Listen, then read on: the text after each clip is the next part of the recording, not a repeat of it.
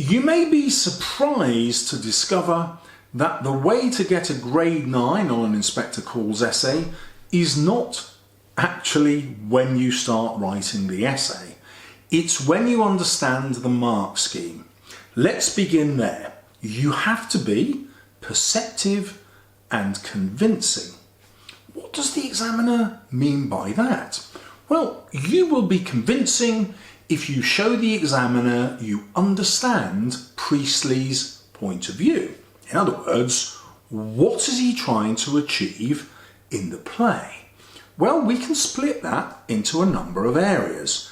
You're obviously familiar with the fact that he's going to promote a socialist agenda and criticise capitalist society and the capitalist ruling classes. That's what the Burlings and Gerald represent, and then we've got this shift towards the perspective that Sheila and Eric develop with the help of the inspector's teaching. No bother, you're already on the way to a top grade. You're also familiar with the idea of class. That's why we have Eva, a working class figure who is exploited by all the members of the family, and then Gerald, and then she chooses to end her life. That is a symbol of the upper class and business classes oppressing the working classes so that their lives are meaningless. Brilliant. You're closer to that top grade. But there are two key words that always crop up in the top essays. These are, how did Priestley want to influence society? Society is a key word, and you're talking about the society of 1945, and then why he then sets the play in 1912, because he wants to show how society has changed, but also how it's still similar and how it still needs to change, and therefore elect a socialist government. This brings us to the next key word, and it is patriarchy or patriarchal. Only the top essays, and I mean this, only the top essays use that word because they need to consider how everything that's wrong with this society comes from the men. Well, that's easy to see with the sacking of Eva, with the sexual exploitation of her by Gerald and Eric, but it's also true of the way that the women exploit her. Sheila exploits Eva because Eva is more attractive. Why is that patriarchal? Well, if you're Sheila, the only way to advance in society is to marry well. And for that, you need family income, or name, or both, and you need looks and attractiveness. So, Sheila's jealousy isn't just created by her personality, it's created by the rules of patriarchal society that don't allow Sheila to develop in any other way. Remember how this is contrasted to Eric, who has been to either Oxford or Cambridge, and that's a feature of the play. Then we get to Mrs. Burling. She too has had no route to authority and power in her life. The only two ways that she can do it are by consistently insisting on her position as an upper class woman. That's why she corrects Burling at the beginning of the play, and also in denying her charity to the working class Eva Smith because she's prejudiced against girls of that class. This class system is underpinned by patriarchal control. The only way for Mrs. Burling to have influence in the world is to cling to the class structure that allows her a way to influence as a woman in this society. Now, once you've got that, you're operating at a top grade 9 level. There is a final cherry on the cake of context, and that is that Priestley is violently, viciously, passionately against war. He's so against war that Winston Churchill got him sacked from the BBC during the Second World War because Priestley's broadcasts to the nation were so popular but anti-war, that Churchill saw it as undermining the war effort and the Conservative government, so he put pressure on the BBC to fire him. Once we know that, it's very easy to see how this is an anti-war play. It makes sense of the inspector's parting words. More on those later. So, I've now revised, even on just one video, I can't believe the value here, all of Priestley's purposes. You can now go in at grade 9 because you've got 4 of those, and you only need 3 for the next ingredient. The next ingredient is the thesis statement. You should write that out in advance and memorise it. What are the 3 main purposes that you believe are Priestley's message in the play? Pick 3, because other students will only be writing about capitalism and socialism, and some might be writing about class. You're going to distinguish yourself by having 3. The other thing is, once you write those 3 in your thesis statement, hey presto, that becomes your essay plan. And as you write the essay, you're going to keep referring back to those 3, make sure you've got them all in. Grade 9 will be yours as long as you write enough. My next tip, if you're doing the AQA exam, is that the second question is always a theme-based question. The first question is always a character-based question. You can get full marks on both of those questions, right? But which one is always going to involve Priestley's ideas? Well, obviously, a theme is one of Priestley's ideas, so it's just easier for you to do the theme question. So start there. You don't have to do it. You might prefer the character question and find easy ways into Priestley's ideas from the character. Of course you can. But if you're weighing it up and you're not sure, theme every time, because it's impossible not to write about Priestley's ideas if you're writing about the theme. So let's imagine you're a grade 4 or a grade 3 or a grade 5 student. The easiest way for you to rocket up the grades is to do the theme question, because you will automatically be writing about Priestley's ideas. The next thing that the examiners want is for you to be conceptualized. What the hell does that mean? It means they want you to have an argument that builds. Well, that's exactly what the author does. So Priestley is building an argument towards a fairer society which doesn't have the inequality of class or patriarchal control by men. And how does he do that? Through the events of the play.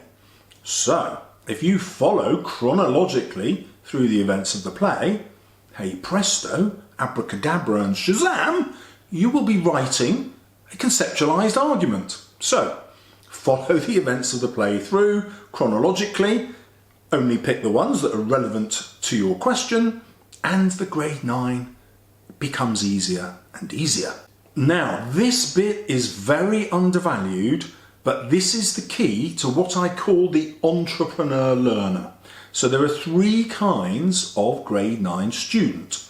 Number 1, the person who loves English and is going to do it at A level, reads the text loads of times, buys my guides, watches all my videos. They're going to get a grade 9 because they're passionate. That might not be you. The next one is number 2, the worker.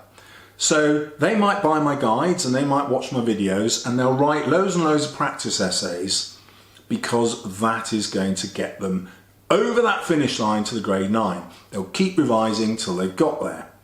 But then, and this might be you, there is the entrepreneur.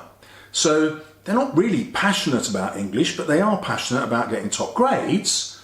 But they're also passionate about lots of other subjects they want to get top grades in. And so they say this to themselves: how can I get the grade 9 with the minimum of effort?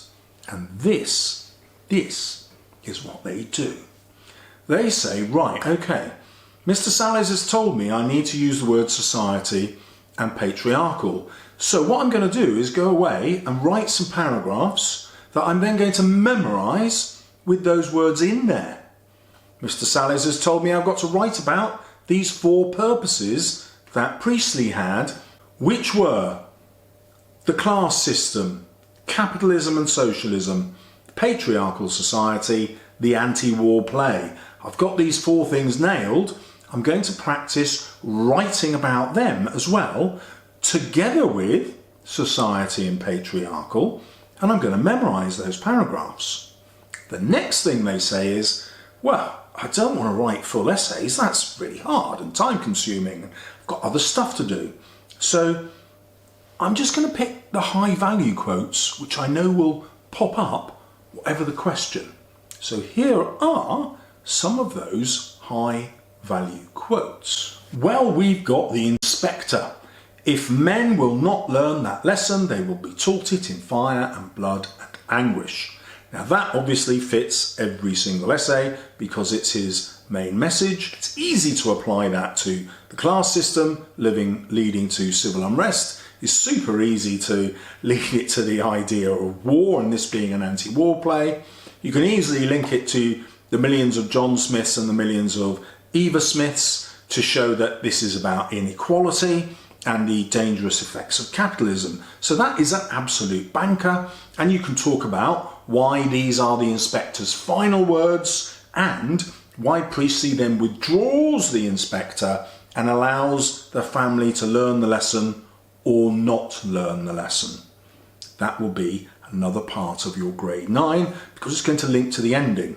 We'll deal with the ending as one of our quotes in a minute. We want to establish the socialist setting. The easiest quote to do that is, the girls are not cheap labour, they are people. And so we've got an anti-capitalist message which links to Eric's idea that they should be entitled to higher wages because the Burlings seek higher profits. It's really easy to show that the younger generation are against the older generation. This matches the inspector's message, which then matches Priestley's message, blah blah blah. Easy as pie. We also need to consider the Christian symbolism because in 1945 the majority of the audience were Christian, so Priestley uses this Christian imagery to say to the Christian audience, look, if you really are Christian, then your only choice is to be socialist. To be capitalist is anti-Christian. That's why he says, we are all members of one body. That comes directly from the Christian service, which is called the Eucharist, where the congregation drink the wine and it's the blood of Jesus, and they eat the wafer and it's the body of Jesus, and we're all of that one body. We take the blood, we take the body, the bread and the wine. That's what it all symbolises, and that's why the inspector uses those words to convince the audience that if they are Christian, then they have to be socialists. They have to be responsible for everyone because we are all of one body. Now we have the patriarchal control, and we can easily use Eric for that because he uses language to distance himself from the sexual abuse of Eva. He says, I was in that state where a chap easily turns nasty. So he refers to himself as a chap, and he says, you know, well, anyone who's really drunk might do something like that. And this is a way to excuse his actions. He knows that they are inexcusable, and he knows that he can't forgive himself for it, but his language still tries to do that because society does that. Society allows these men to exploit Eva, and in fact encourages it, because poor old Eva, when she can't get employment, the only way that she can get any kind of financial security is to consider selling herself. And we can then obviously turn to Gerald, and there's that other quote about, it so happened that a friend of mine gave me the key to his lodgings. It so happened is another lie. This is obviously planned. Hey Gerald, I'm going away, I've got this nice little pad, here's the key, I'm going to be away for 6 months, put a woman in there, have your fun, it's much cheaper than paying for it at the Palace Bar after all, she'll probably fall in love with you, you can be the Prince Charming, then I'll come back and have my flat, and you can go back to real life, get engaged and get married.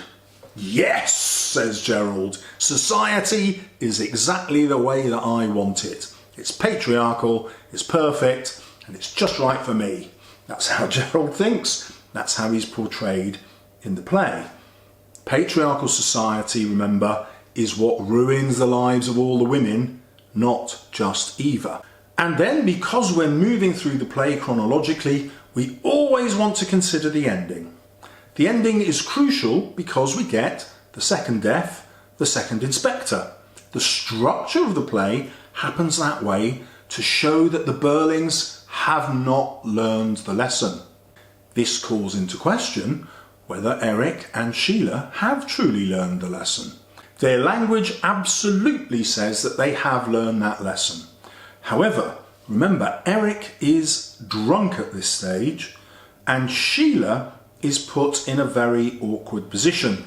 Gerald offers her back the engagement ring. She doesn't say no. If she says no, we absolutely know that she's learned the inspector's lesson and Gerald has crossed the line and can never come back over it. But instead, she says, no, not yet. It's too soon. I must think. And so that introduces the very real possibility that a week from now, a month from now, a year from now, Sheila will look around and say, I don't have a better option. I'm not going to find a better husband than Gerald because they're all like him. That's what upper class men are like. They're all going to go off and have affairs. At least he's been honest with me and confessed it. At least he hasn't forced himself on Eva like my brother Eric did. And he's the richest dude in town. How am I going to do better? So there's this really, really strong social and patriarchal drive for Sheila to agree to marry Gerald. And don't forget, she's been in love with him. Is that going to change?